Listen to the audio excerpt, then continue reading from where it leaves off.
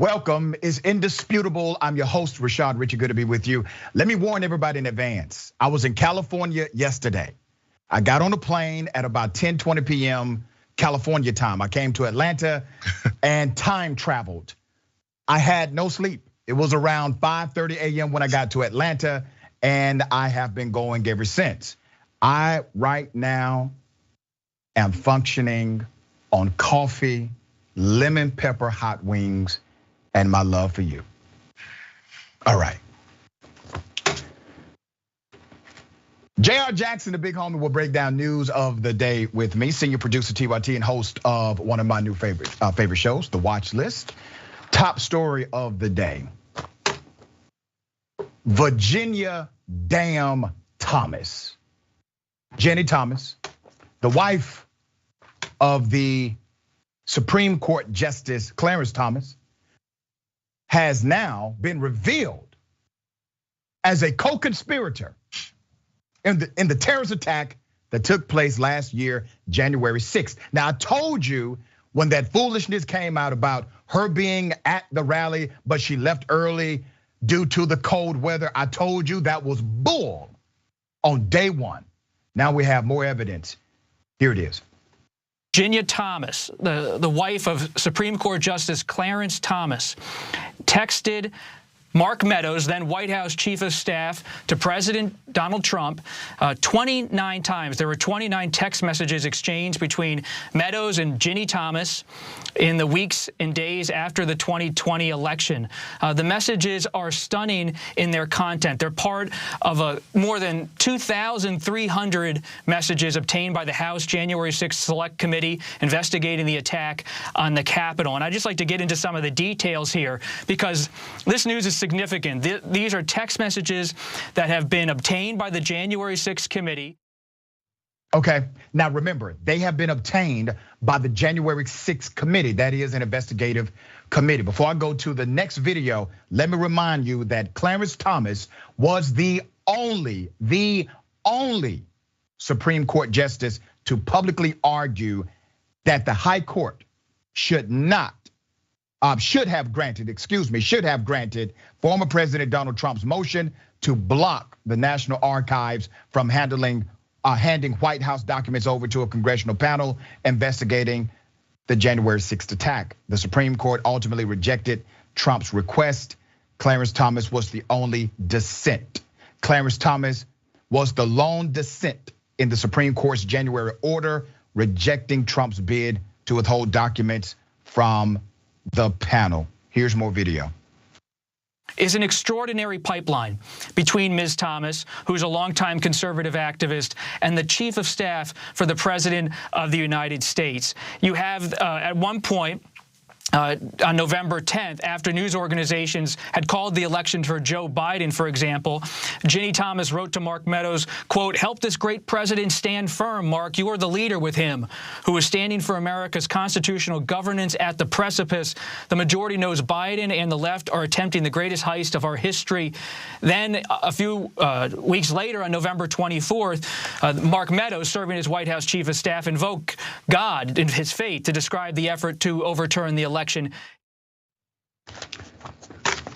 Ginni Thomas is a de facto Supreme Court justice, and I'm going to prove it to you. Now remember, Clarence Thomas, he was the only dissent, and his dissent in that vote correlated to the sentiment of his wife. Now, they will come out and say things like, oh, we don't discuss Supreme Court cases. Well, that's a hell of a coincidence. I mean, Kavanaugh did not even vote that way. Clarence Thomas did. And it's just a coincidence that you voted the exact same way that your wife believed. Also, remember, she went to the January 6th rally in disguise. She was hiding from everybody and decided not to reveal it until ultimately it was going to come to light anyway, okay? Now, there are other decisions where Clarence Thomas could have simply recused himself from the decision. He could have said there's a conflict because of my wife's involvement with these other groups. He decided not to. He decided to weigh in the affirmative. And it's not just the vote. It's also the conversation that takes place outside of our opportunity to review. How many times has Clarence Thomas been able to influence other justices to vote in favor of his wife? I mean, how he would like them to vote. It gets deeper. Okay, at least one member of Congress, thankfully, Representative Omar, echoed the call for Thomas's impeachment. The House can impeach a Supreme Court justice with a simple majority vote, but a 2/3 majority vote is required in the Senate for conviction and removal. As far as Justice Thomas himself is concerned, Justice Thomas, who is currently hospitalized with an infection, has thus far declined to recuse himself from Supreme Court cases in which his wife's right-wing activism could pose a conflict of interest, according to Rolling Stone. The burner phones, now remember this, we talked about it a few days ago.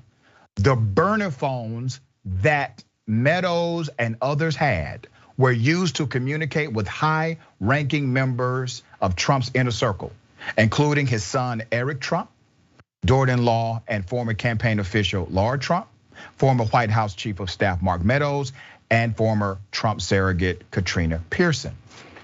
Remember the testimony that we now have on the record. Burner phones were purchased out of California in order for them to have these conversations in DC in reference specifically to the march. According to the testimony we now have on the record, there was an attempt to make sure that crowd did exactly what it did. And they did not want the fingerprint of Trump on it. They did not want the fingerprint of the White House on it, but they were in fact coordinating together. It is called a conspiracy. Now, damn it, when is somebody going to jail? Now, this right now is at the feet of Biden, at the feet of the Department of Justice.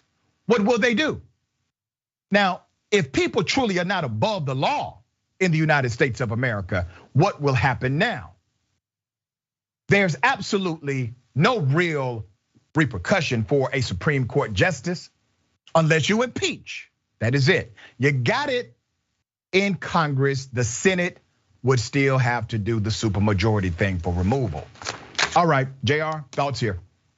Okay, so every time these types of things happen when it comes to a Supreme Court justice or specifically Clarence Thomas, we've seen many times where he doesn't give much of an explanation behind his decisions or where he voted. Just it goes along with whichever conservative president or entity that he's looking to support and go with. Now, it used to be whenever someone gets a lifetime appointment, as you talked about potential impeachment, the only way to get people like this who seem to be engaging in direct corruption.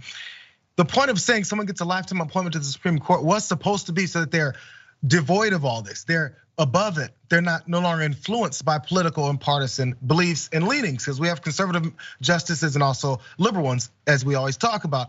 So now it's turned into, even when especially Donald Trump was saying he's gonna appoint people, it's I'm gonna put people on the court. They're gonna do things that'll push for conservative things for the rest of time, for the foreseeable future.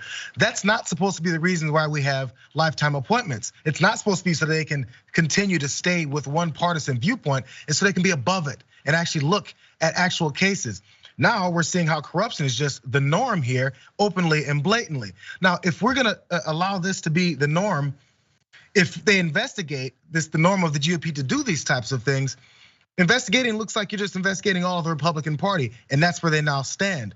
If it's this rampant, it makes Democrats, as you mentioned, the Department of Justice and Biden, they're a little gun shy. Because there's an easy trigger for Republicans to pull is, how come you keep investigating everyone? Well, damn it, because all you guys are in need of investigation. That's the only answer, but we're afraid to say that. We'll fall back and say, yeah, you're right. I'm sorry, it does look like we're investigating too many people. But I'm not sure how else we can go about this except for just ignore it and turn and look the other way.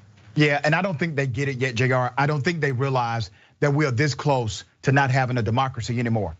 We already are basically operating in uncharted territory as it relates to a democracy. Trump is still controlling this country in ways that continue to confuse Democrats, and they have no idea how to rein this back in. And as long as they continue to allow the powerful to do exactly what they're doing, they're going to get the country they deserve. And it's unfortunate because we've been telling them from day one, these people on the other side, they're not playing with you. You continue to tell us, give you power, you would change things. And then when you get the power, you tell us you don't have the power to change things. All right, insane story, Cobb County, Georgia. Mother goes into the restroom, she comes out, got her children there. Cops pull guns on her and said she's robbing the place. She was not. Here's the video.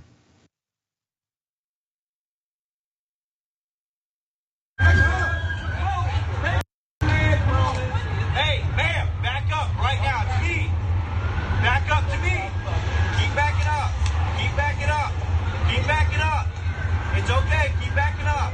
Keep backing up, keep backing up. Left, 2 steps to your left. Your left, come on. There you go, back up, come on. Just keep walking back.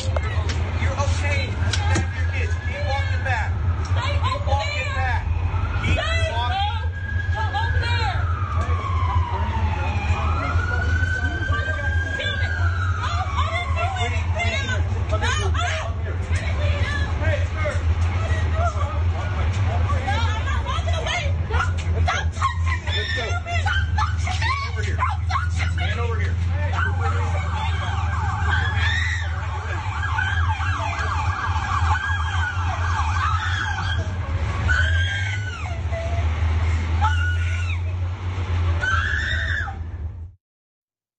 A psychology that is called fight fright.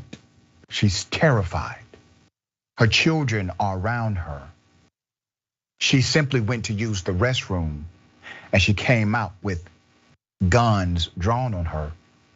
And when the cops are saying, just relax, with guns pointed at her, if you can relax in that situation, you're not normal. Okay? Let me give you background to this. Let's put up a picture of this mother. Her name is Deandra Hawkins. A black mother was placed in handcuffs by Cobb County, Georgia police for a crime she never committed. She now wants answers for the incident that traumatized her and her entire family. The cell phone video that we have was taken by a UPS driver. God bless him for doing so.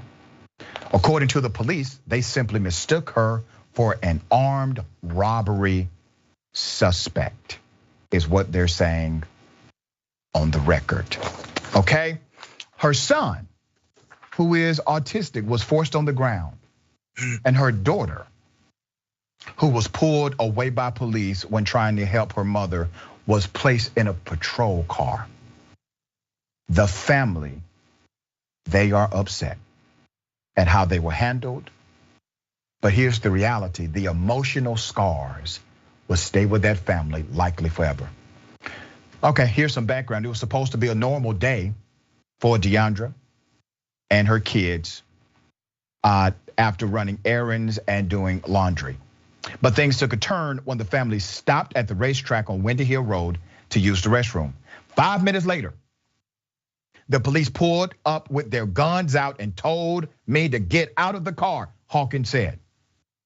Hawkins claims Cobb police mistook the mother of 3 for a suspected armed robber and never said why she was being handcuffed and detained until afterwards, when police eventually released her at the scene after about 5 minutes. Now, I want to give you some background to Cobb County.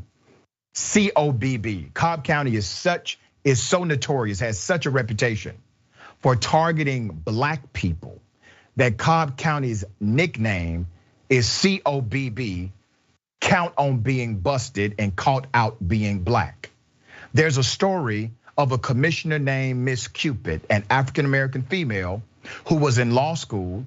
She was pulled over and targeted by the police because she was driving late at night. This police officer did not get fired for years. As she said, this cop racially profiled me. He had no justification for the pullover. There's more. The Cobb County Police Department confirmed the incident and apologized, stating they believed the car was the same make and model of one involved in an armed robbery. Police officials confirmed Hawkins and her family were not the suspects and unfortunately were in the wrong place at the wrong time. I'd be damned. They were in the wrong place at the wrong time. Not the police were in the wrong place at the wrong time. Because see, if there's an actual robbery, that means the robber has gotten away. So the police are in the wrong place at the wrong time. Not Ms. Hawkins and her family. They're in the right place. They have freedoms, constitutionally protected, legally codified freedoms in the United States of America. The freedom of mobility is one of them. They were simply existing, and this happened. There's obviously a breakdown here that the police refuse to recognize. They're not looking internal, they're looking external. They're blaming the Hawkins family for being in the wrong place at the wrong time without any self-criticism whatsoever. This is why, once again, why many people don't like the police. All right. Hawkins told Fox 5 News, and I quote, "The suspect they were looking for was tall and slim, and that did not fit any of us. They separated us and made us sit in cop cars. My son was on the ground and they didn't tell us anything until the end." Now remember, the son is autistic, okay? Now these are supposed to be investigators, ladies and gentlemen. These are things that you and I can figure out quickly. They're trained investigators. Let's put the picture of the interim police chiefs, Scott Hamilton on the left and Stuart Van Hooser, all right?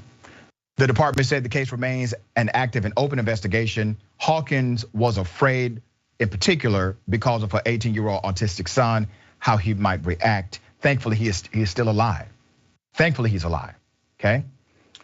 Leah, Hawkins' daughter, shared the same fear and told CBS 46, and I quote, "Especially them having guns pointed at him, being the autistic son. And he walks up to them. My fear is he will be shot because he was black." Let's put up a picture of the attorney for the family, Caleb Bumpus. The attorney is now demanding a full investigation, sensitivity training, and accountability. I would add money to that if I were the attorney. There was no sensitivity, and these officers acted with a high level of aggression, and there was no indication of any weapons, no indication of anyone failing to cooperate, and it was extremely unnecessary, according to the family attorney. They were targeted. They were targeted due to their race. I don't give a damn who disagrees with me. The description did not fit. It was quite obvious they were not the suspects. And who in the hell got the make and model of the car wrong? Right? I need to know these answers. JR, what's your thoughts? Yeah, anyone who may disagree with you about where this stands and where the injustice were carried out here would have to be part of the branches of society that people like these officers and maybe even this department think will be supportive of their actions here. So if nothing else, it's the way that these cops go into these situations, say that the family was in the wrong place at the wrong time, that it's an indictment on the victims here. It's because they feel society's gonna back them up. And if nothing else, that's an indictment of society. Because all police officers are members of society that then go to work, clock in, and put their weapons around their waist and put their bulletproof vests on, and they're just another American that just goes to work. So whatever kind of belief systems they have towards black folks, they carry it into their jobs. It doesn't get shut off when they punch in. So once they go in and carry out their belief systems and their stereotypes, and then put it into practice with their enforcement, this is the type of things that we get until someone, like as you mentioned, that UPS driver then records it. So if they think they can go about this process and then say, hey, they were just in the wrong place at the wrong time. We drew our guns on them and we said, it's okay, walk backwards. And at the end of it all, we discovered we were wrong, so they should be happy and walk away. Completely ignoring the trauma that can come with human beings. It's downplaying the fact that they're humans.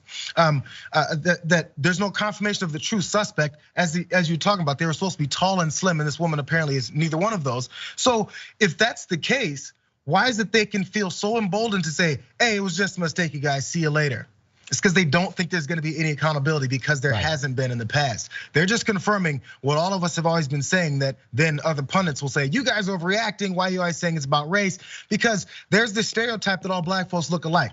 They employed it here. There's a stereotype that all black folks are criminals and thieves. They employed that here, and they were wrong. At what point are we gonna say that all these stereotypes that are so harmless and never ended anything actually end in something? And in this case, the only thing that it didn't end in was a murder this time.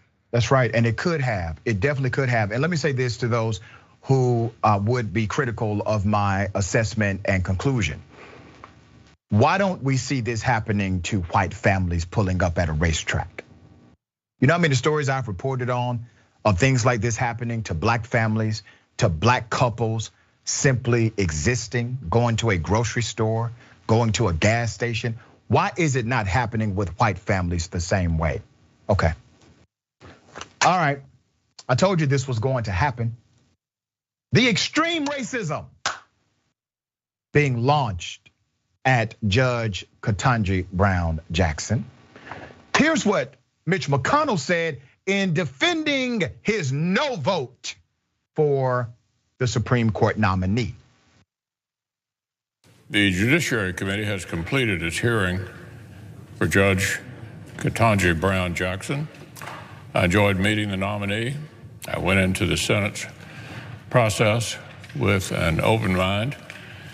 But after studying the nominee's record and watching her performance this week, I cannot and will not support Judge Jackson or a lifetime appointment to the Supreme Court. First, Judge Jackson refuses to reject the fringe position that Democrats should try to pack the Supreme Court. I assumed this would be an easy softball for Judge Jackson, but it wasn't. You know, the silliness of it all, a Supreme Court justice has no bearing on if Congress decides to expand the court. As a matter of fact, it's constitutionally allowable, and the Supreme Court has no bearing on it whatsoever. So because of something that she would never have to even interpret, something she would never have to do, a decision she would never have to make, Mitch McConnell says, I just can't do it. But he voted to approve this guy. Sometimes I had too many beers. I liked beer. I still like beer. Had beers, have some beers. One beer, drink beer, drinks beer, drank beer, and drinking beer. You've got nothing to apologize for. You've probably had beers, Senator. Beach Week Ralph Club biggest contributor. You know, I got a weak stomach, whether it's with beer. You had no intention of protecting Dr. Ford. None. She's as much of a victim as you are. I like beer. You haven't answered that. I like beer. I don't know if you do. Okay. Do you like beer, Senator, or not? What do you like to drink? Next one. Hanging out and having some beers with friends, which I gladly do, and which I fully embrace. Have you, I don't know if it's buffed or boofed. How do you pronounce that? That refers to flatulence. We were 16. When you see Sotomayor and Kagan, tell them that Lindsay said hello. You're asking about, yeah, blackout. I don't know. Have you?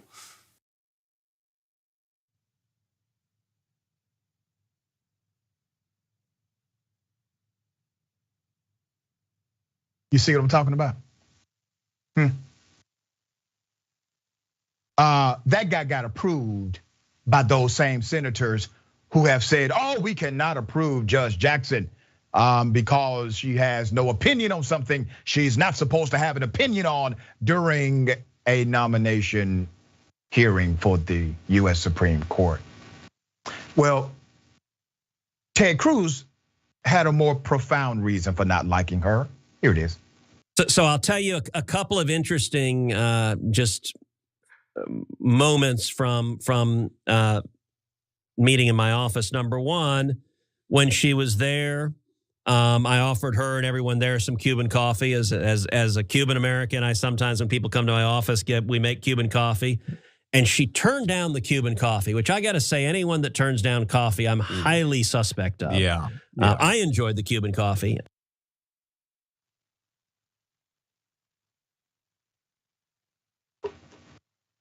Once again. But Charlie Kirk probably takes the cake here. External pundit. Here's what he said. KBJ is your country on CRT.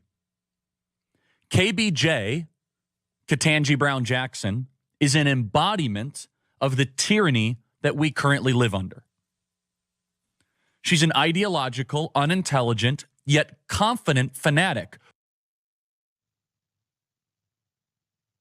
Charlie Kirk is your country on cocaine and privilege. Insanity, right? They could not even point to her actual judicial philosophy. They could not attack her on her record. Lindsey Graham literally asked her a question about her religiosity. On a scale of 1 to 10, how religious are you? How important is your faith? He really wants to know, on a scale of 1 to 10, how much do you believe in white Jesus? Because that makes us feel comfortable. That's an illegal question according to the Constitution. No religious test can be applied to hold office in the United States of America.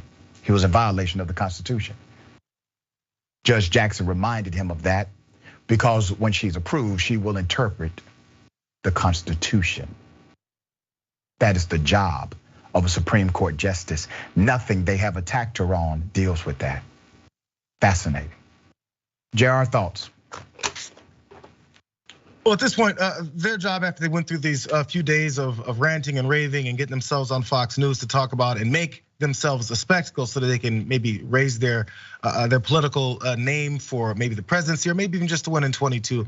The whole idea after that is to then smear her further. So once she does get confirmed, that there's this stain over her name going in, so that for future reference, continually on and on again, it can be. You see all those soft on crime, unqualified justices they keep putting on. Anytime a Democrat is in office, they keep putting on the court.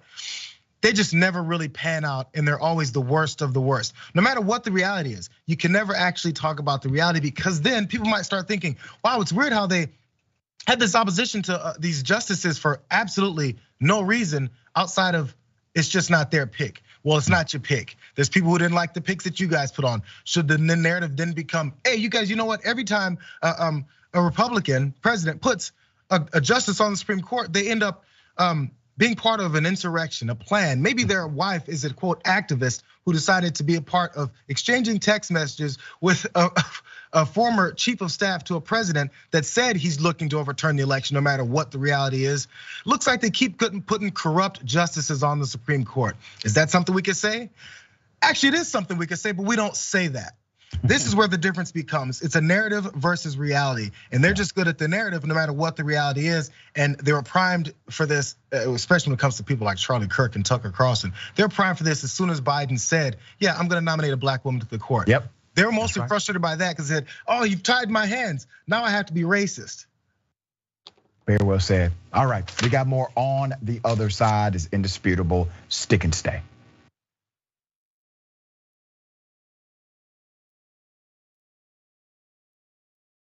You know what the progressive movement needs? It needs a little energy, a little pizzazz, maybe a little caffeine. Oh, coffee. But what if it was Too Strong Coffee? Yes, new, toostrongcoffee.com/TYT.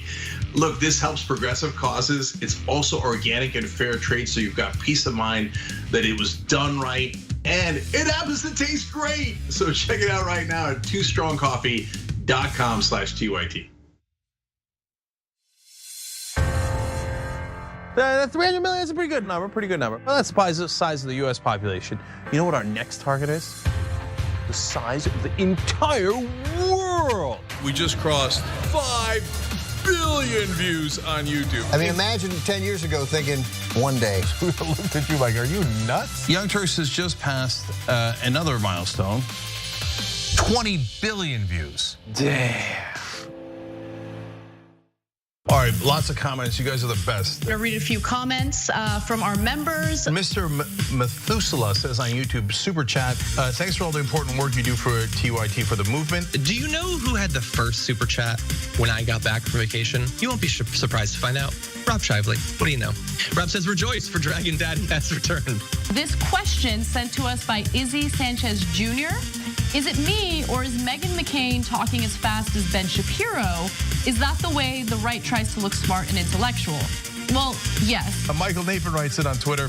Did Anna choose Cenk's outfit today? I'm sure it wasn't Cenk himself. Man Bun Jenkins Skinny Jeans says, so now Anna has pointed out, okay, that's his handle. T. Joyce, 1971, saying Donald Trump is good at pulling out of things, NAFTA, the Iran deal, NATO. It's just too bad Fred Trump didn't.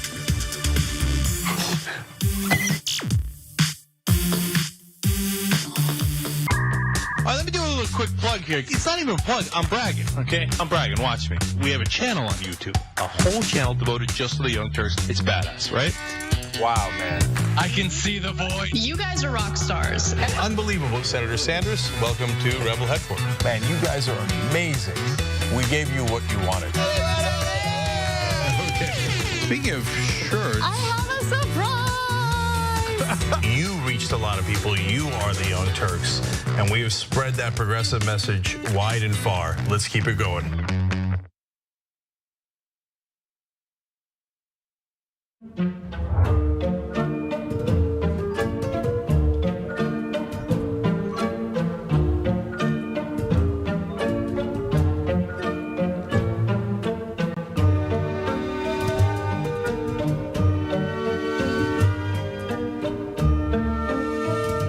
Here's what we do. We go beyond the headline. We are willing to engage in transparent conversations with those who do not think like me. We also make sure that you know what's happening not only nationally, but in your local area. Make sure you tune in to Indisputable with Dr. Rashad Ritchie, Monday through Friday, 2:30 p.m. Eastern Time, 11:30 a.m. Pacific Time. Cool news, shoptyt.com now has books. There's a whole bunch of books there. You're gonna be shocked to find out that they're largely progressive. Of course! Ryan Grimm's book, We've Got People, is there. It's a fantastic story from Jesse Jackson to Bernie Sanders to AOC that explains the progressive movement probably better than any book I've ever read. Speaking of awesome books, my dad's got a book out called The Original Young Turk, where he goes from the poorest olive farmer you ever met in your life to living the American dream.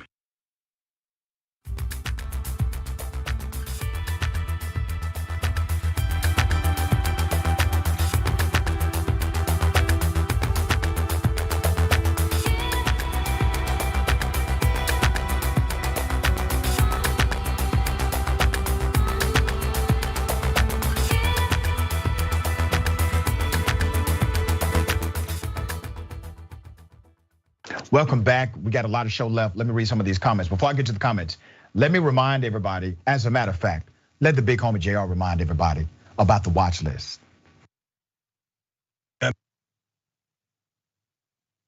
You're on mute. I thought I unmuted. Okay. Every morning at 9 a.m. the watch list. We break down all the videos of the day, the things that will push the news and the views. As usual, we have some fun. We like to spread it out. We start with some politics. This morning we did hit one sports story. You guys are gonna love that. But also society and culture. Just the way that we always see things land based off every news story you may see. We break it down and we analyze. It's a fun time. It's a beautiful show, and we thank you for all of the effort you put into it. Let me not forget, this was really cool actually. Jordan Yule. All right, so on Tuesday's episode, he revealed his tattoo, all right? Oh no. Un-American piece of ish tattoo. After the audience helped raise $6,000 for Yemen Relief and Reconstruction Foundation. That's a beautiful thing, all right? Over $11,000 is a big thing happening. You can join Jordan Yule with your very own Un-American piece of ish pin and temporary tattoo pack. This is a combo available now at shoptyt.com. All proceeds will be donated to that organization. There's a new challenge, okay? If we hit 150 pin tattoo bundles sold, Brett will post a picture of the temporary tattoo on his back. Oh no. Go to shoptyt.com. I love my brother, but that's not God's plan for my life. I was just gonna ask you. I said, so what are you gonna do for? Don't even, brother. I want to make sure because they asked me, and as you can see, I'm unmarked. Right. I got to give it to him, man. He's taking it for the team, man, and doing a good thing in the process. So I love him for it. All right. TYT member Dana Manning. It's Happy Friday when we get a double dose of JR. That's right. That's strong, isn't it? I love it. All right, Eric, the Youper Dragon. As if we needed more reasons to respect the hell out of you, Dr. Ritchie. Thank you for inspiring us and bringing us the news your way, which in my opinion is the best show on TV. Much love and get some rest after the show. I thank you for that. And I will get some rest after the show. So after the show, I have one more meeting to go to. And after that meeting, I'm gonna sleep in. That means I will sleep until about 7 a.m. That's sleeping in for me, okay? I'm up 5 a.m. every morning. Mickey C, the Silver-Haired Dragon. I didn't know it was common practice for armed robbers to bring their children along for the crime. For anyone, but especially black mothers, one would think that they would know that they're putting their children in the line of fire of cops, guns. And it's somebody should have said, wait a minute, guys, we must be wrong here, okay? Like, how in the hell did it continue? You got the autistic child on the ground. You put the daughter inside of a squad car. You got the mother surrounded with guns, and nobody said, well, hold the hell up. Something doesn't add up here. This is not what was described. Now, one of those investigators said that. All right. Michael DeSorcy. My apologies if I pronounced it wrong. I've got an anti-Karen story for you. For those of us who don't do Twitter or don't want to post certain details there, how can we reach the show? Indisputable at tytnetwork.com. All right, indisputable at tytnetwork.com. Chichi Massey, Judge Brown can't get appointed for life, but Mitch can stay seemingly forever in the Senate. I'm convinced that Mitch McConnell is probably a vampire. Okay, probably. Have you ever seen him out in the daytime? I mean, really outside. I'm not talking about inside of the Capitol. I think he lives somewhere inside of that building. I think he has a coffin and everything. All right, ladies and gentlemen, I wish a Karen would. You want to call the police on them for having a barbecue on a Sunday? I feel free. Back off! I'm going to tell them there's an African-American man threatening my life. I want to read my drink. Take my drink. Take my drink. I don't want it. It was like $3. I don't want the drink. What the? Oh my God. Like, I'm sitting here pregnant, arguing with ignorant people. Because I don't want my drink and you couldn't get it. It's just so mob. Oh my God. What country is it? I don't know. Don't even know. Don't even know where I'm looking at right here.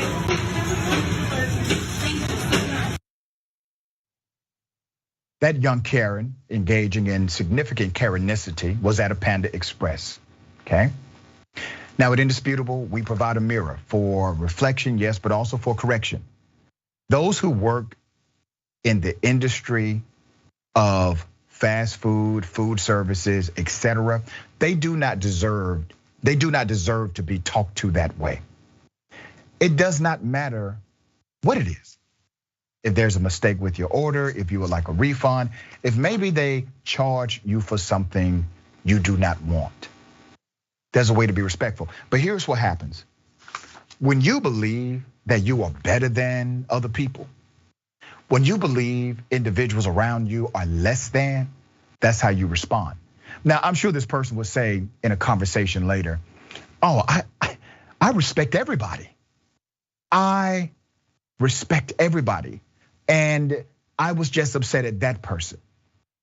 No, it's not true. You don't respect everybody. Because I'm sure there are people around you who have made mistakes before. And you did not respond that way to the mistakes that were made. I'm sure that you've had misunderstandings with individuals before. And you did not respond that way to them. Maybe because you respect them. Well, you will respect those workers. Jayar, thoughts? Yeah, there's a reason why that people feel in these certain situations, as you point out, the Panda Express. If she was at a fancy restaurant where $100 a plate, you're not gonna be going off like that. You just wouldn't be, because you feel this is a place where I don't get to act like that. These are folks that are working here, and because of their position and where they're working and what I assume that they're making, which probably a lot of times you're right, because that's one of our problems in society. That I can just treat them whichever way I want to, over a $3 drink, whatever reason it was. Maybe she gave the wrong one. She rang you up for a combo when you wanted just the food and the side, whatever it was.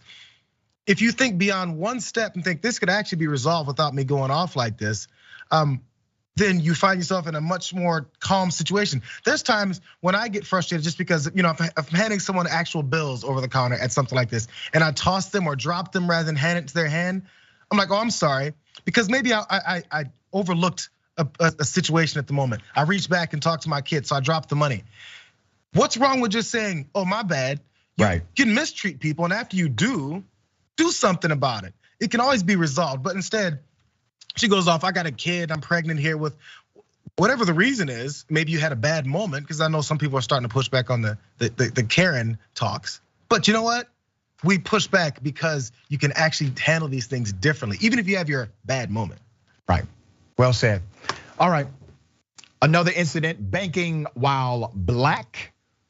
A music artist goes into a bank.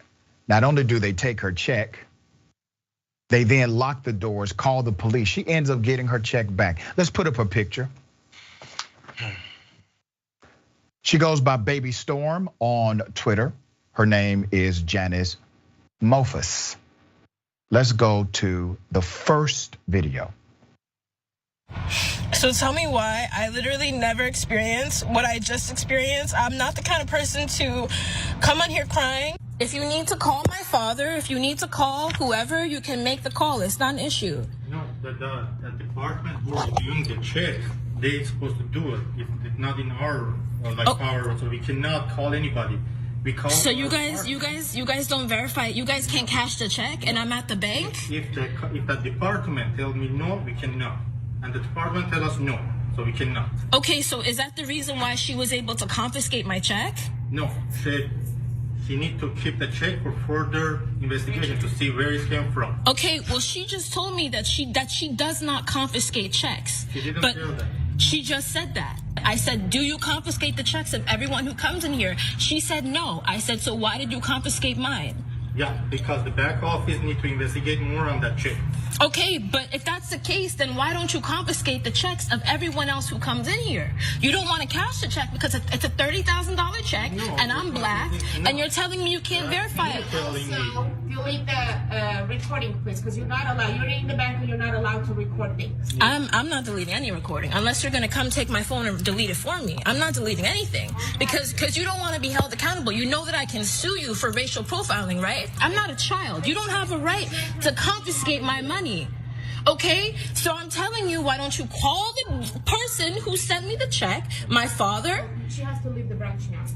Who has to leave the branch? You're closed already. You have to leave the branch now. Okay. When you see yourself on the internet, don't be surprised. When you see yourself on the internet, don't be surprised. I got more video. I did some research, and yes, it's customary. If the bank does not want to cash your check, they give you your check back. Let's go to the next video.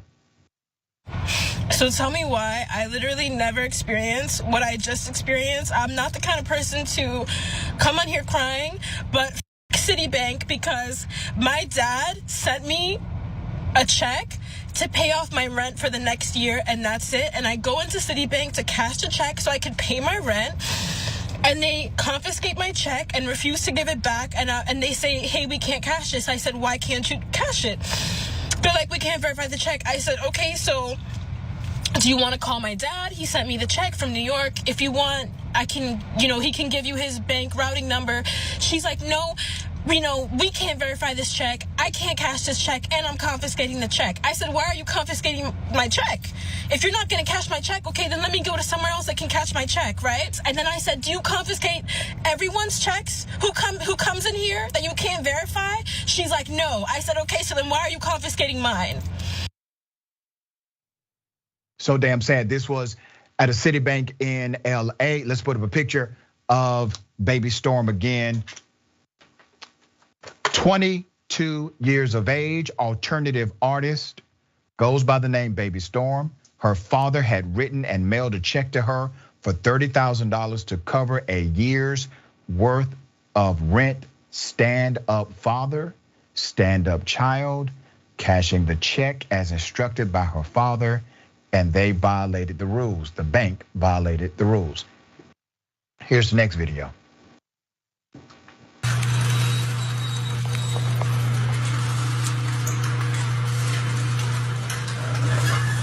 Now they're locking me in the bank. We didn't lock you in the bank. Yeah, you're locking me. If it's closed, okay. Thank you very much. So that door is unlocked? No. So that door is unlocked? Only these down, so no customer coming. Okay, so no problem. So that door is unlocked? All of them are unlocked. Okay, no problem. But you have to wait here until police came. I don't have to do anything. Yeah. Damn. There's more. The employee physically said that I could not leave until the cops get there, because they also called the cops on me wrongfully for no reason at all. She told them, a second Citibank employee, to put the gates down. She told them. The only door that was even open for me to exit was a side door, but he was standing and guarding the door and said I could not leave. After 10 minutes of back and forth with the teller who took the check, it was eventually returned, and she was able to leave the bank with her legal check. Okay? Citibank has said they are investigating the incident. Let me give you a quote. We have spoken with Janice Mofis and are working closely with her to resolve the issue in question. Citi told LA Weekly Thursday, we are taking this matter very seriously and have launched a thorough investigation into what transpired on Tuesday. Well, I launched an investigation of my own. Your employees were racist as hell and they need to be fired. They broke your own stated policies. They kidnapped a young lady against her will. They need to have criminal charges brought against them. Case closed. Janice says she plans to pursue legal action for what happened, and she should, recognizing that her treatment was racially motivated. It's definitely a racial thing for sure, Janice said. At that point, I feel like it's above me and just like a way bigger issue that needs awareness. You are absolutely right. Another story, banking while black, no criminal issue. Now, they can't say, oh my goodness, she had on a mask. No, she didn't. The bank did not require it. She just came in with a regular ass legal check. And all of that happened to the young black woman at that bank. You see how leadership, bad leadership permeates the culture? I'm sure at least one person at the bank said, this isn't right what we're doing. They didn't say anything. They didn't speak up.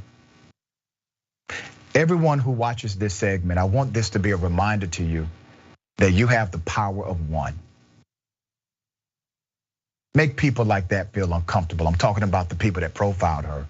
You have the power to do that. Even if they don't change course, you have the power of one.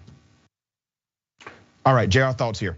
Yeah, back to more stereotypes, as we've always seen this happen. Of course, the first thought is, hey, this is a black person with a large enough check that I feel shouldn't be. There's no way she has access to these kinds of funds. She mentioned the $30,000 to pay for her rent for the year. So that's number one. That's the first red flag in their mind. Black folks don't have money. Number two, they also don't know their rights. So I can just tell her anything that I say is the rules and the regulations here. She has to believe because she's too dumb to actually know what's happening until they confront someone who does know. And she is confident in the fact that she's legally there to do what her own business, which they kept her, which you mentioned, the kidnapping. So now I can block the door physically as a larger human being and keep her from leaving. Because you have some kind of detaining rights that cops normally have? No, but also at the same time, they've learned the lessons that black folks will learn about cops. We'll call them and they'll believe us over them. So when black folks know that, they're like, oh, I'm not sure where this is gonna go because we've seen how much we've gotten mistreated before. And the folks that are doing it to her have learned the same lesson, except they're on the privileged side of it. Very well said. Okay, let me bring everyone's attention to a story that should be front headline news. There's a police chief who took $5,000, okay, $5,000 from another suspect for murder. I'm gonna get into that in just a moment. All right, stick and stay, we got more on the other side.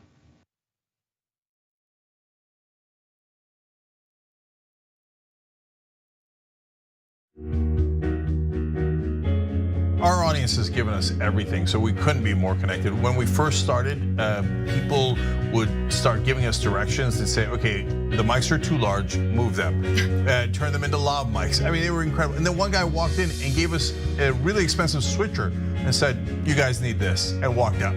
Okay, it's amazing.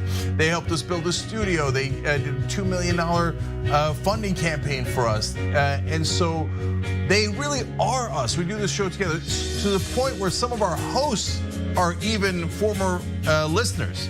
So when we say that the audience is part of TYT, we really mean it. I think what the audience also appreciates is especially if they're members, they really get an inside look into who we are, our personal lives, what drives and motivates us. It goes beyond just storytelling. I think that what we do is allow our viewers and our listeners into our daily lives, and we give them kind of like this inside look into everything that we're passionate about and why it is that we're doing what we're doing, right? Like the motivation behind what we're doing, I think is important for our audience to know, and we're not shy about sharing that with them. And it's different from what people typically see in legacy media outlets where everything is kind of dry and robotic and there's really no personality or authenticity that comes along with it. Oftentimes when we're doing the show, I don't really think of it as me telling them stories. I think of it as us having a mutual respect and conversation with one another. And as I said earlier, I mean, not only do I feel that through the work I do, I'm informing our audience, but they inform me oftentimes as well. You know, they'll pitch stories to us. They'll tell us, you know, a certain perspective or angle to a story that we might have missed. And I love it. Our TYT audience has been building this show and this network with us for 20 years. Now we're expanding and connecting our audience around the world in even more exciting and powerful ways. Look, I don't want you to miss another petition, poll, community conversation, or TYT segment. Connect with informed, passionate, and compassionate progressives, and even new progressives. They're joining our movement every day.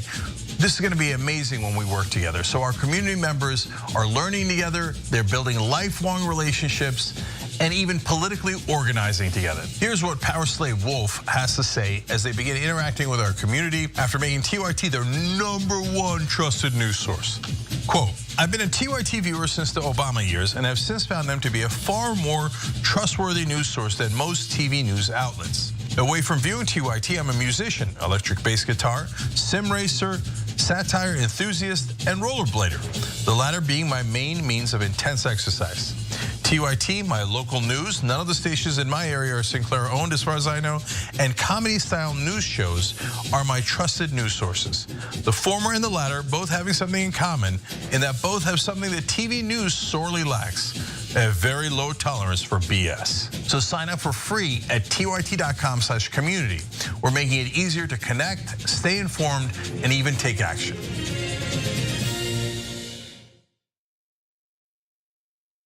Hi, I'm Bartholomew Joseph Kyle. I do audio for the main show, The Young Turks. I also do audio for Post Game. I started in 2006. I met Cenk Uygur at the Iraq for Sale screening that was directed by Robert Greenwald. And watching that, I want to figure out a way to be part of something that's genuine and authentic.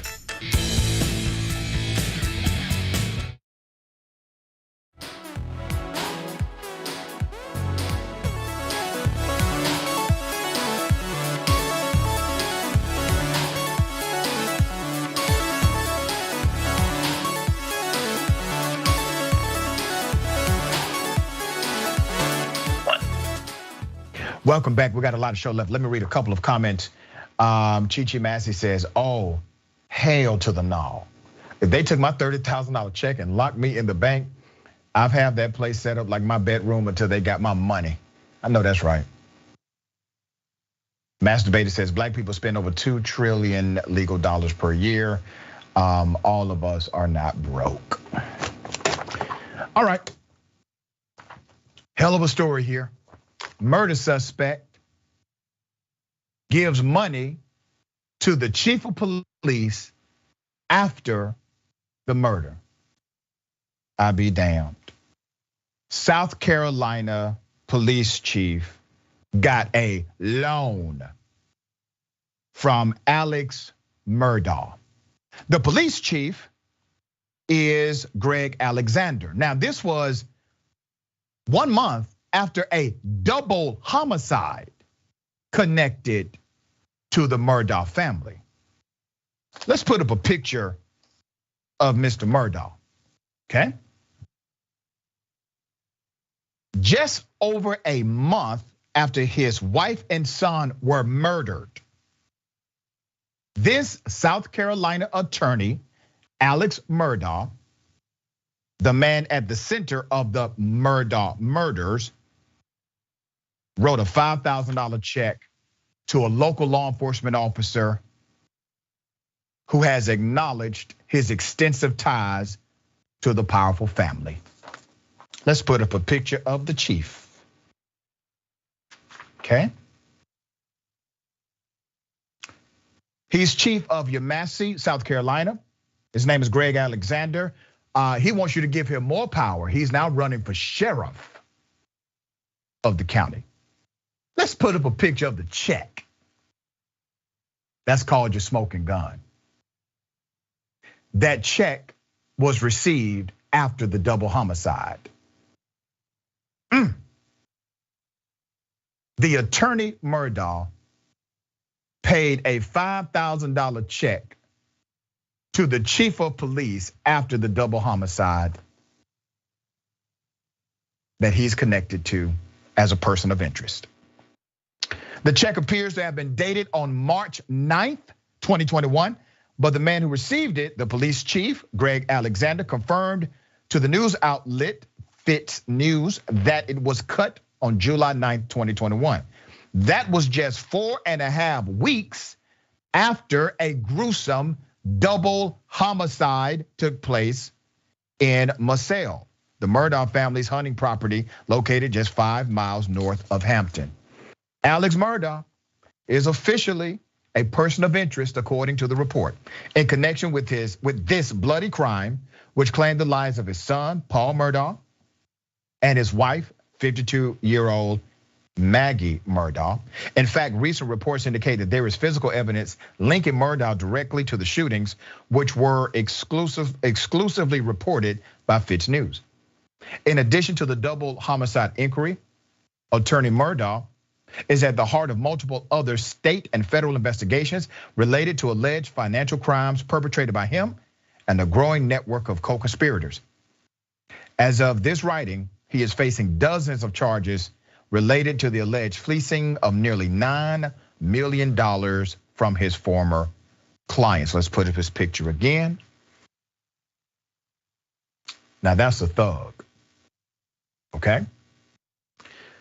Reached Wednesday evening, Alexander, the chief, who was currently running for sheriff of Hampton County, confirmed receiving the $5,000 check from attorney Murdaugh. According to the chief, the money was intended as a loan for his parents. I mean, come on. Let's not allow a double homicide to get in the way of my mama and daddy needing $5,000. Asked whether the money had been repaid, Chief Alexander said he was unsure and would need to check with his daddy. Put up the picture of the chief again. Okay. Yeah. See, this is what you call corruption. All right, Jayar, what are your thoughts here? First off, aren't you the co-signer on this whole loan? Your dad should not be one of those about $5,000. Hell to the no. This is your debt, bro. But it's your dad now. Anyways, also $5,000. That's the number. I mean, you should ask for more. This is a financial crimes guy. If you're looking to help him cover it up, you should probably ask for something more. It's more important to him than that. And also, man, there's so many twists and turns here. I feel like this is an aspect of a Dateline NBC thing. There was double murder, the wife and the son, and then the police chief was involved. Like, you gotta stay away from this stuff. I'm not sure how you didn't see this coming. Yeah. All right. Let's put up a picture of this cop who's been arrested 5 times for domestic violence and is still a police officer. Put it, yeah, all right. This is in Prichard, Alabama. An officer has been arrested multiple times for domestic violence, still a cop. The Mobile County Sheriff's Office arrested Markel Carter on Tuesday. Let's put up a picture. This was his 5th time being arrested for the same thing. So those are all of the different mugshots, okay? He has been booked into the Mobile Metro Jail on domestic violence charges 5 times. Now, I don't know what it's going to take for him to kill somebody. He's still a damn cop, okay? This would not fly in any other industry. The latest incident happened at his Chickasaw home. The victim says while he was on duty, Carter took her phone and began interrogating her. Well, we know where he got the training from. From there, she says, things escalated quickly inside the home. He pushed me up against the wall. He started choking me, and me in the air, I think, grabbed her and put her in the air off my feet with one hand, said the victim. Then he pulled his gun on me, put it up to my head, and basically saying he was shooting me in my head. He would shoot me in my head and kill me. Okay, put up the mugshots again. All right, not his first time being arrested in that jurisdiction for domestic violence. He's still a police officer. You see, the George Floyd Policing and Accountability Act would have given us access to his problematic record. It would be in a federal database that we can all just bring up his name, boom, and we see it. It's clear to us. We don't have to wait until another tragedy happens, and then all of a sudden we have this plethora of background information about this one cop who should have been fired and arrested years ago.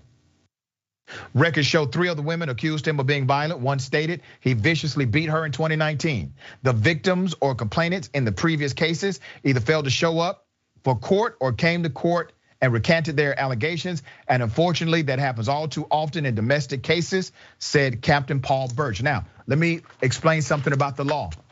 If they really wanted to prosecute him without the testimony of others, they could have. Because there's a separate motion that can be filed in court that allows for testimony to come in without the witness if the witness has been intimidated from showing up to court. But you have to go through a different legal process in order to allow that testimony. And if they're not serious about prosecuting this guy, they will not go through that extrajudicial method. 5 times, still a cop. Okay, when NBC 15 asked the Prichard Police Department why Carter was hired given the previous accusations, a spokesperson said, told them it's because he was never found guilty of the previous charges. Carter's bond hearing is scheduled for Thursday morning. He's on paid administrative leave with the Prichard Police. Put up his mugshots again. This is more than problematic. This is systemic in the culture of policing.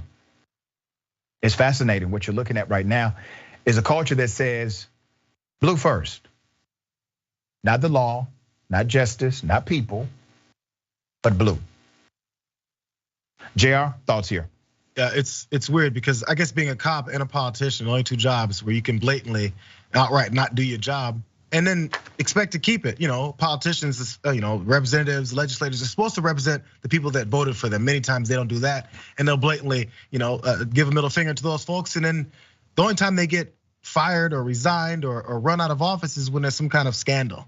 A sexual scandal, not a financial one. Those are fine, still awesome politicians. So in this case, a cop can do these things, get arrested 5 times, and then they're like, well, he didn't get charged with anything, so it's okay. Hey, if you work at Subway and you keep giving out free extra cheese on the footlongs, and if a coworker said, hey, Johnny keeps giving out free footlongs only to his friends, then eventually they're gonna start watching you. And then when they see you doing it, they're gonna say, get out of here, you're wasting our time and our money. You're a bad employee. And in fact, they'll probably tell the Jersey Mikes down the streets and the firemen subs down the street further, hey, don't hire this guy, he steals from sandwich shops.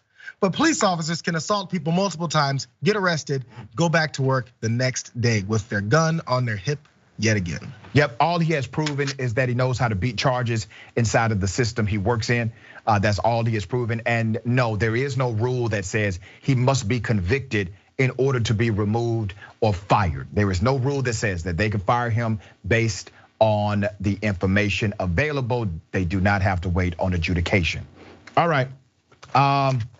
School teacher was sucking the nipple of her boo thing while teaching on Zoom. I've tried to keep it together. Here it is.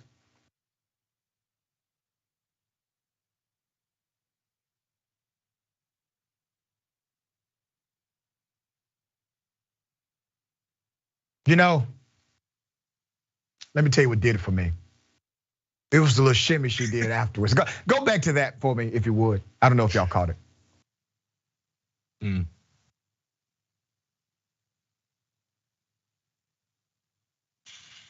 Now, damn it, that's a happy nipple sucker. All right? Let me give you some background to this story. Leave it up to you how you feel about it. Manhattan teacher was initially yanked from teaching because all of this happened in front of students. She was on Zoom. It was recorded. She was sucking a man's nipple. It is what it is, okay? A student recorded the moment, shared the 11-second video. They shared this on Snapchat, and naturally it went viral, all right? So let's put up a picture of the teacher. Her name was Amanda K. Fletcher, 37 years of age. She has been a teacher for 14 years, has taught at high-performing schools. Good for her. She was at the Columbia Secondary School for Math, Science, and Engineering, a college prep school when this happened. Fletcher may not have realized she was on camera at the time, but she was reassigned 2 weeks into the school year after the incident, which took place originally in 2020. According to the New York Post, the Department of Education removed Fletcher from Columbia Secondary School for Math, Science, and Engineering amid the COVID-19 shutdown in October 2020 after investigators found she engaged in an inappropriate sex act while remotely instructing her class. During the lesson, Professor Fletcher, as students called her, Professor Fletcher, as students called her, sat at a kitchen table eating spaghetti with a shirtless man standing behind her. Now, what has the world come to when you can't teach a class with a bowl of spaghetti in front of you and a guy with no shirt on? I mean, what could possibly go wrong here? All right, she appeared to suckle. This is what the New York Post calls it, suckle on the man's nipple while rocking back and forth. Then turned to the camera, smiled, and wiggled her shoulders.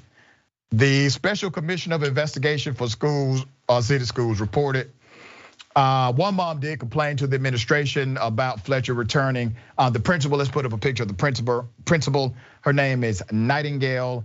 She said that her hands were tied in an email. She said, and I quote, "The decision to return Amanda Fletcher to service was not made at the school level. I cannot change her assignment to our school nor bar her from the building." On Wednesday, the Department of Education sent Fletcher to a district office, a spokeswoman said, before returning to the school. Fletcher settled misconduct charges by agreeing to irrevocably resign effective July 1st, official says. A DOE spokeswoman would not explain why Fletcher was sent back to the school until then. Listen, here's the thing, all right? I think it was an honest mistake. I believe she did not know the Zoom video was on. I'm sure people are going to really push back and fight back with me on that. I have seen teachers do actual things that damage students as far as racism, bullying, engaging in the protection of bullying, not listening to their cries for help.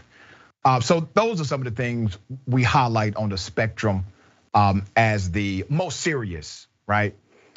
This was a mistake. It was inappropriate. Yes, never should have been done. Never should have been. I really do hate it for the students. They cannot get that scene out of their head. Jayar. Yeah, I think that's really the part where they're gonna have an issue, is probably having these folks or these kids respect her or take her seriously again, because that's, again, you're never gonna forget that. But I feel like maybe she went back and they allowed her back, which they won't tell why, because maybe there's the teacher shortages. There's people that are trying to, there's folks that have retired from teaching. There was a wide spread retirement session from teachers after COVID happened because of the struggles coming back and then the fears with what they're doing. And many were like, I'm 4 or 5 years from retirement, time to do it now.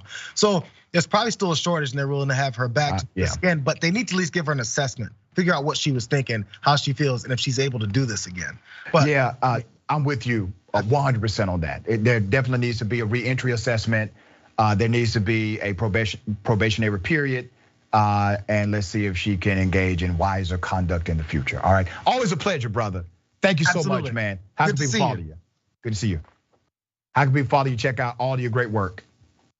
They can find me Jayar Jackson at any of those. Also, the watch list TYT. You'll find that at Facebook and also on YouTube. So it's youtube.com/watchlist TYT. Same with Facebook. Facebook.com/watchlist TYT. You'll find me every morning 9 o'clock. You can also catch those clips. You guys will find them. Make sure you guys all spread the word. We're doing good things over there. It's great stuff. Thank you, my friend. Thank you. All right. Bullpen is next. Stick and stay.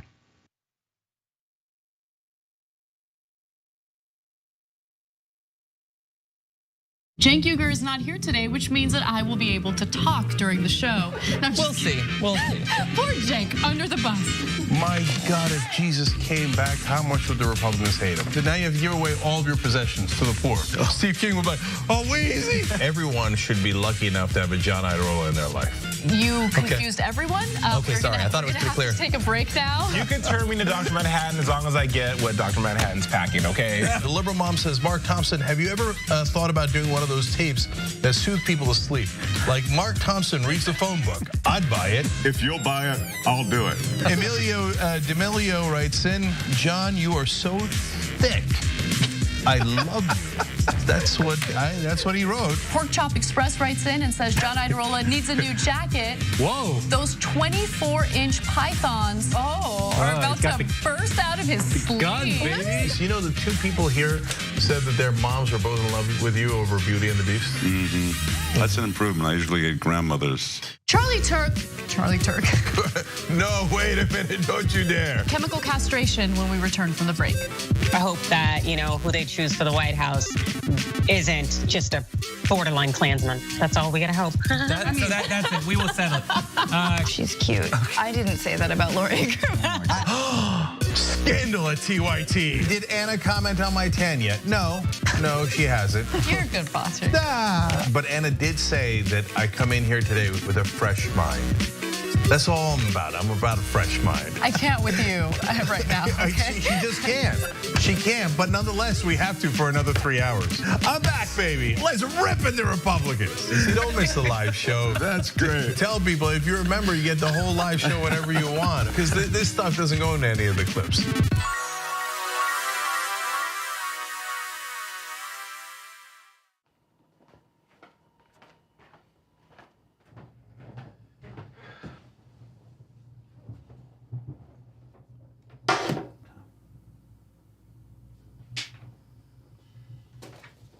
Welcome to the Damage Report. I'm John Iadarola. This is gonna be a big one. Meanwhile, in the Arctic, you know where this is going.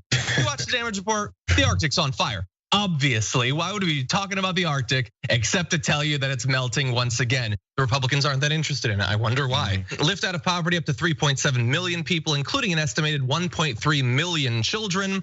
Hashtag save the children? Not if it costs money. I mean, come on.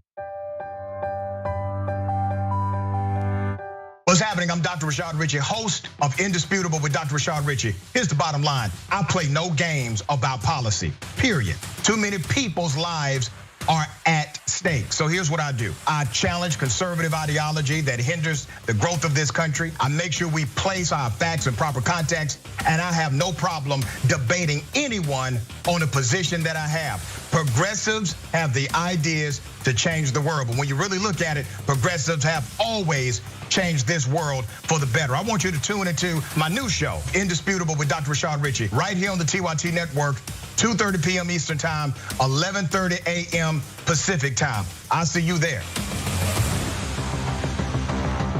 Every Everything that we've accomplished over the years is because of our members who've allowed us to remain independent of corporate interests and reach 20 million followers. Now is the time to bring as many people into the progressive movement as possible. We're inviting you to be the change and help bring a community-powered progressive change machine to life. Details are at tyt.com/change. If you're a member, thank you. We need you to remain so. If you're one of the thousands of viewers out there who's not a member yet, the time has come for you to join now. We need you more than ever. tyt.com/change.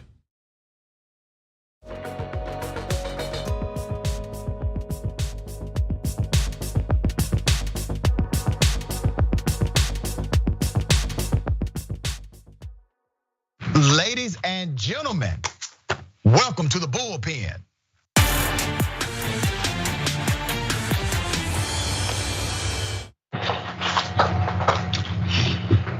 All right, we're gonna change the flavor today. In the bullpen, I do not have a debate guest as normal. I have a dear friend of mine and mentor, president of the Atlanta NAACP, and your day of impact. Anything you purchase from Indisputable, a portion of that goes directly to the Atlanta NAACP. Mr. Richard Rose, chapter president. Good day, sir. Welcome. Good afternoon. How you doing, Dr. Richie? I'm doing quite well, man. Years ago, brother, I remember when you took over the Atlanta branch of the NAACP. This was before I started doing any television broadcasting, and you came on my show. I just wanted to size you up, brother, that's all. Because normally I would be the guy who would at times support the NAACP, and at other times I had to put my foot up their rear end. So I decided not to join. I would be supportive, but I told you this, right? I told you first time we met, I said, I'm not going to join because I may have to put my foot up your ass one day. Right. And it would look awkward if I'm a member of the organization. And you respected it. And then I looked at your leadership. I looked at what you did for us traveling to other places to fight racism, not only inside of Atlanta, but outside of Atlanta. I saw you engage with the college campuses in Atlanta, especially the HBCUs, like I had never seen before. I saw you take progressive stances as it relates to affordable housing, equal pay for equal work, policies that impact everyday people right here in America. You did all of that, right? And sometimes contrary to some of the movement happening nationally, you stood firm. Now, I decided then to join the Atlanta NAACP, and I've been a member ever since, man. So I hope I haven't given you too much trouble while I've been a member of your organization. Man, you've been a great member. We need about 2,000 more just like you, who are willing to speak out. We'll take the criticism. We try to be on the right side of issues. I think we're pretty successful in that. And it comes from, I'm really a life member. I joined at the age of 13 in youth council in Memphis. And so I've been a part of the NAACP for a long, long time. And I know what the issues are in the community. I've worked in them. I'm a practicing certified public accountant, so I practice in the community. I worked at the New Orleans Housing Authority for a year. So I understand housing affordability and public housing and lack of housing. And so it's easy for me. I'm grateful for the support folks like you and my executive team, my members who support the initiative that we started. I want to ask you this because I don't know when it happened for you, but I think it happens for every leader. Like it may be gradual or sometimes it's a hard shift. But there was something in your leadership journey that caused you to be different than some others who are either just 100% on the left trying to protect people just because they are left-leaning or just because they happen to be Democrats.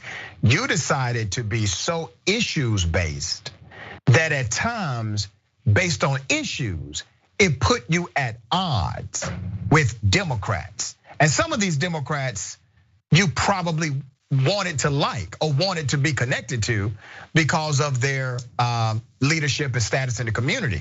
But you made a decision. When did that start for you? Well, I have to give credit to my mom and my grandmother where I grew up. My first face-to-face confrontation with racism was at a 9-year-old when I asked my mother if we could go to the zoo on the weekend. And she informed me that no, in Memphis, Negroes could not go to the zoo except on Thursday. And so the conversations after that and the other conversations around civil rights in the 50s and 60s and 70s has formed my perspective along with my profession as an analyst. I'm certified, but I do numbers. I look at the issues, and I know how those issues have affected the community. So I think it's not something that I did. It's something that has evolved from where I came from and my HBCU background. Yeah. So I think that's the real answer.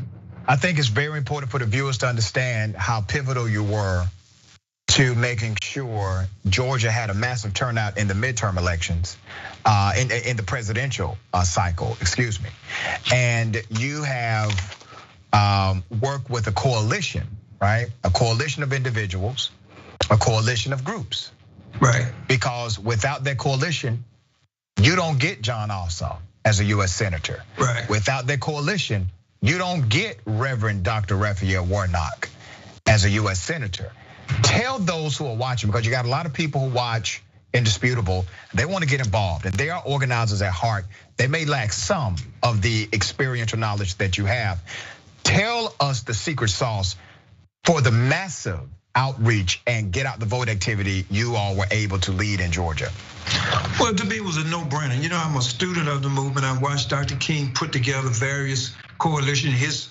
When you look at the SCLC leadership, they had Andrew Young over here, Jose Williams over there. And so I understood there's strength in diversity. I also know that, we have a decent network of NAACP branches around the state, but that cannot be all of it. I had and watched us in 2018 not have a very good turnout as different people had silos across.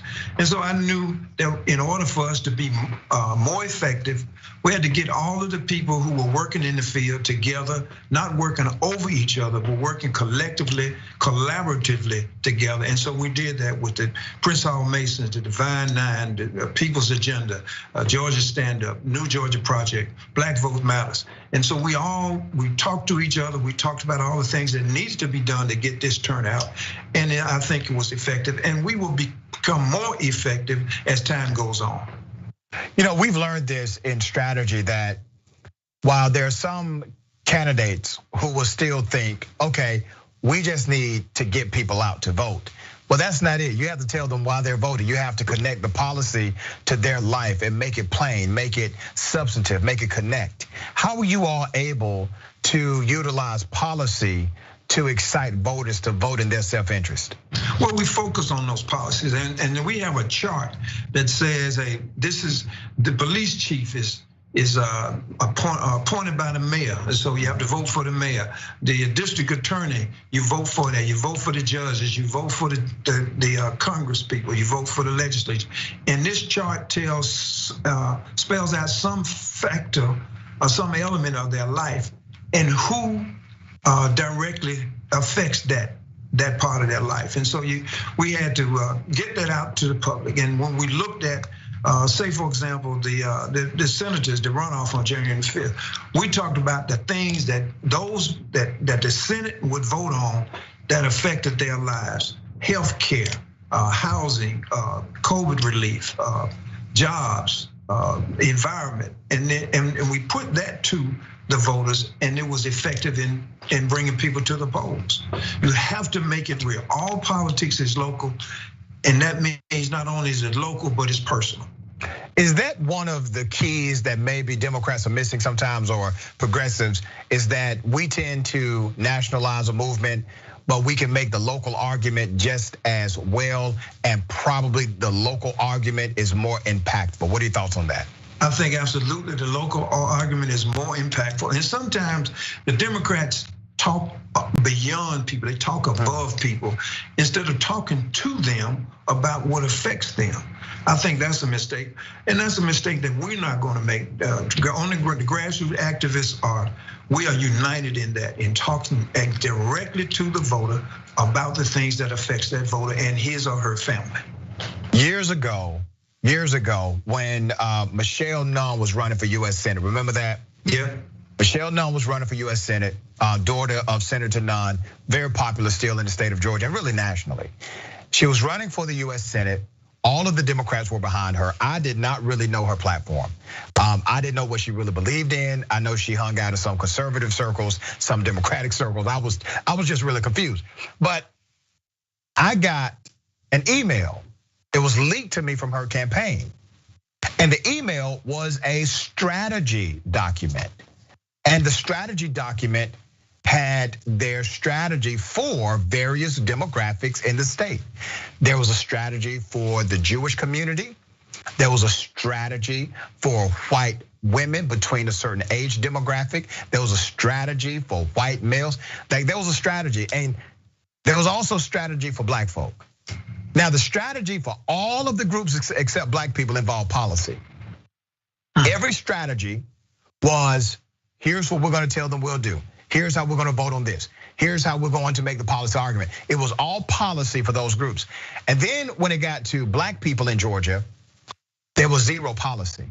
It was contact this preacher, contact that influencer, make sure this entertainer is on the campaign. It was all about who could influence black folks to vote rather than a policy that would excite black folks to vote.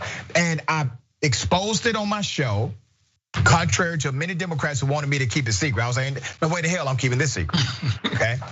But it showed the reality of what you just said about Democrats have typically talked beyond us and not just people, specifically black and brown folks in particular, right?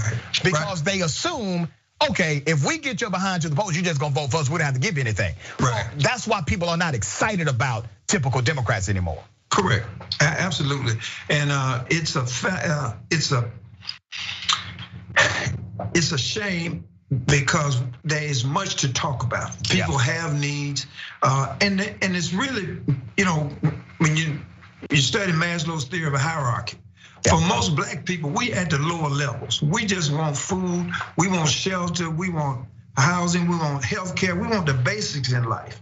And so when you miss those and when you forget about those issues for the people in our community, you are discouraging them from the ballot, and discouraging them from exercising their right to vote.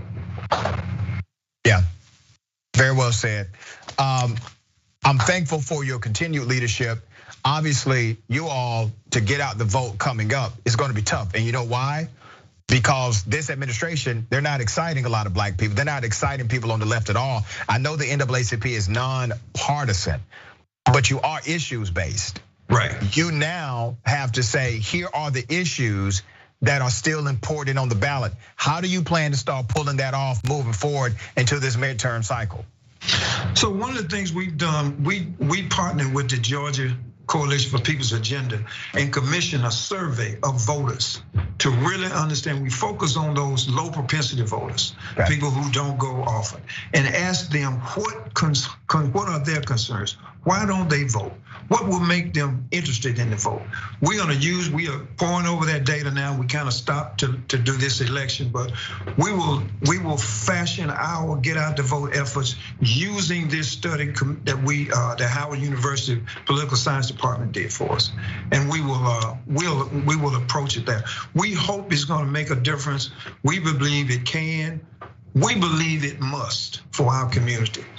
So yeah, and I got to remind everyone, this is exactly what you led last time. It was a data-driven approach. You first surveyed voters. You understood. I remember you called me one night and you said, I think you had either 12 or 14. You knew the areas that had the most need as far as turnout. Right. But that was based on the science. Explain that to us. So I was looking at the voter registration numbers every month because there were a lot of voter purges, going on in Georgia. Yeah. And so what I learned was that there are 17 counties in Georgia that contain 75% of the black voters. So we have 159 counties, but only 17 contain 75% of the voters. So from that 17, we branched out, we focused on those, and we ended up with 21 counties that contain 83.7% of the voters in Georgia, and that was our focus. Amazing. Yeah. Amazing. Out of 159 counties, you were able to say, okay, this is where we got to pay attention. And that makes the targeting and the strategy and the implementation more powerful because you don't dilute it by the massive geography of the state of Georgia. Correct, absolutely.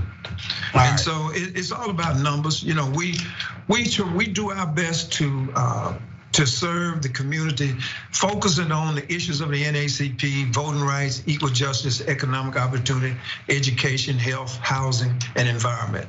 And voting is essential to all of those things because politicians control these resources and they set policy, they vote zoning laws and so forth. So the vote is the number one thing that we have to pay attention to. I really appreciate you being on the show today. I wanted my indisputable audience to meet you. You have been a great impact and guide in my life. For those who are watching and they would like to be supportive of the Atlanta NAACP, follow the Atlanta NAACP on social, how can they do so? Sure, we at NAACP Atlanta on Facebook, on Twitter, on Instagram. Our website is naacpatlanta.org. You can send us a message in either of those formats. And if you want to donate or join, go to naacpatlanta.org, click on join, click on donate, or volunteer. We can always use volunteers for research projects, for phone banking, for everything. We need to serve the whole community, and we need the community to help us do that. There are very few people that I can say, if that person is in a room, I don't need to be there. Because I know you're going to represent the community the right way. And you're one of those people, brother. I appreciate you being on Indisputable. Thank you, my friend. Thank you so much. It's been great working with you these years. Same here. Same here.